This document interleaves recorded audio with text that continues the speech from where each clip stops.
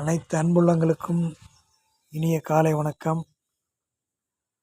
புரட்சி தலைவர் எம்ஜிஆர், புரட்சி தலைவி அம்மா ஆகிய இருவரும் தெய்வங்களை வணங்கி இந்த பதிவை வெளியிடுகிறேன். எல்லாரும் எப்படி இருக்கீங்க? எல்லாரும் நல்லா இருப்பீங்கன்னு நினைக்கிறேன். எல்லாரும் நல்லபடியாக எல்லா செல்வங்களையும் பற்றி வாழ எல்லாம் வல்ல இறைவனை வேண்டி வாழ்த்துகிறேன். நம்மளுடைய தாரக மந்திரத்தை நல்லதை நினைப்போம், நல்லது நடக்கும். இதுக்காக இந்த எல்லா இடத்துலையுமே நான் இந்த பதிவை தான் போடுறேன். நல்லதை நினைப்போம், நல்லது நடக்குன்னு எதுக்காக சொல்கிறேன்னா, நம்மளுடைய எண்ணங்களுடைய செயல்பாடு தான்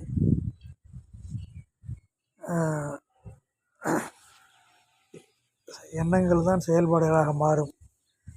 அந்த செயல்கள் தான் மக்களுக்கு ஆதரவாக இருக்கும். அதனால் நம்ம நினைக்கும் போதே நல்ல எண்ணத்தை நினச்சா அது நல்லபடியாக நடக்கும். ரெண்டாவது, என்னால் செய்ய முடியாவிட்டாலும் பின்னே வரக்கூடிய சன்னதியர்கள் கண்டிப்பாக நான் நினைத்ததை செய்வார்கள் என்பதை விஞ்ஞானபூர்வமாக சொல்லி வச்சுருக்காங்க. அதனால் என்றைக்குமே புரட்சித் தலைவர் பாடின மாதிரி நல்ல நல்ல எண்ணங்களை மக்கள் மனசில் பதிய வைக்கணும் அப்படிங்கிறது தான் உண்மை. அதனால் இப்போ நம்ம இந்த அரசியல் பதிவுக்குள்ளார போகலாம். இதில் முக்கியமாக நம்ம இன்றைக்கி பார்க்க போகிறது என்னென்னா, இந்த சவுக்கு சங்கரை பற்றி தான். நம்ம எப்போதுமே மற்றவர்களுக்கு மதிப்பு கொடுக்கக்கூடியவர்கள். அதனால் சவுக்கு சங்கர் அவர்கள் நேற்று வீடியோவில் என்னென்ன பேசியிருக்காரு அப்படிங்கிறத எல்லோரும் பார்த்துருப்பீங்க. அதை திருப்பி நான் சொல்ல வேண்டிய அவசியம் இல்லை. காலத்தையும் நேரத்தையும் கருத்தில் கொண்டு அதை நான் சில இதை மட்டும் சொல்கிறேன்.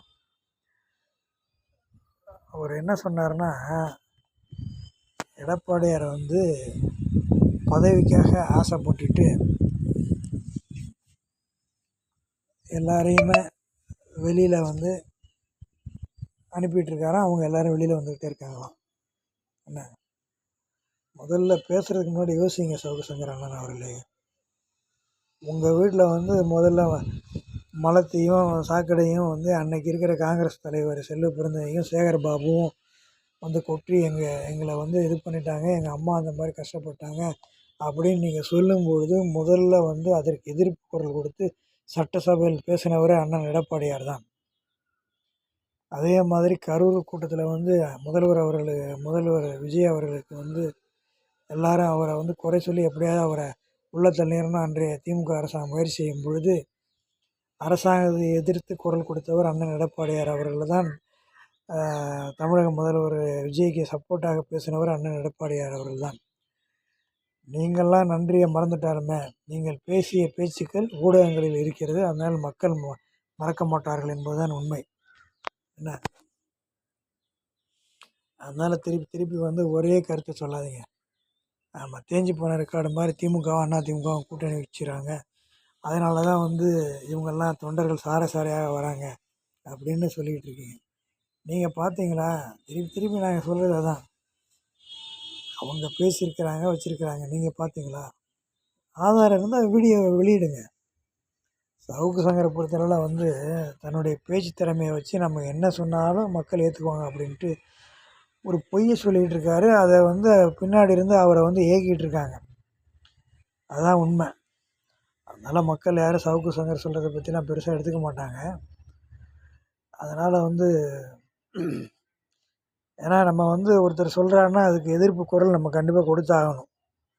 ஏன்னா இல்லைன்னா இயக்கம் ஒன்றுமே செயல்படலை அப்படிங்கிற மாதிரி அப்படி ஒரு இதை கிரியேட் பண்ணிகிட்டு போயிட்டே இருப்பாங்க. இதற்கெல்லாம் அண்ணன் எடப்பாடியார் அவர்கள் பதில் கொடுக்க வேண்டிய அவசியம் இப்பொழுது இல்லை.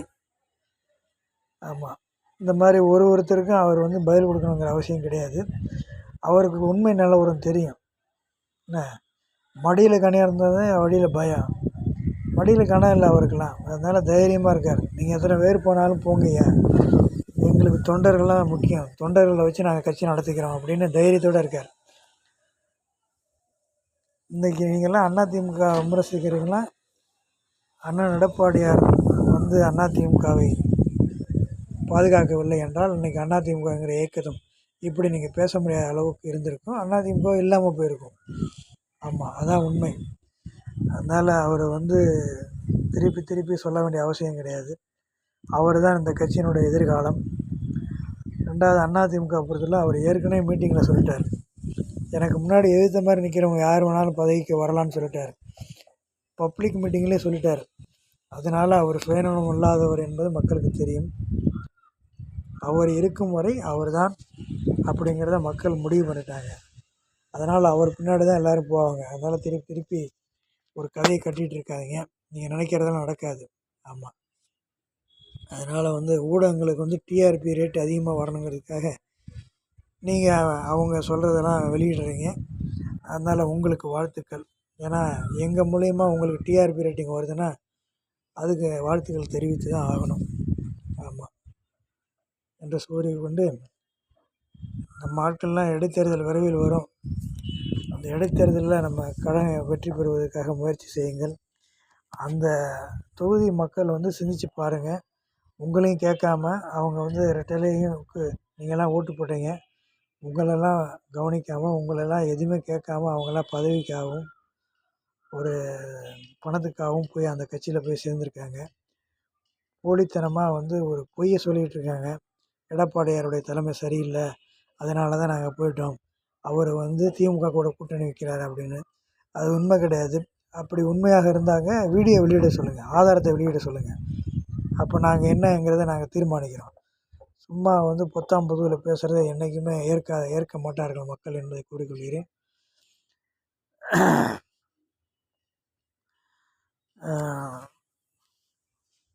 அதனால் வந்து வேறு ஒன்றும் சொல்வதற்கான கருத்துக்கள் இல்லை. தமிழ்நாட்டில் வந்து பெண்கள் பாதுகாப்பு குறைவாக இருக்கிறது. அதை பாருங்கள். சட்டம் ஒழுங்கு வந்து அந்த அளவுக்கு இன்னும் சரியாக பண்ணவில்லை. அதற்கு கவர்மெண்ட்டு முயற்சி செய்யணும். பாவம் அந்த முதல்வர் ஆகணுங்கிற ஆசையில் ஏதோ ஒரு எண்ணத்தில் அவரே ஜெயிப்பார் என்ற நம்பிக்கை இல்லாமல் இருந்தார். அவரே ஜெயிச்சிட்டாரு. அவரை வச்சுக்கிட்டு இவங்கெல்லாம் குளிர் காய்ஞ்சிட்ருக்காங்க.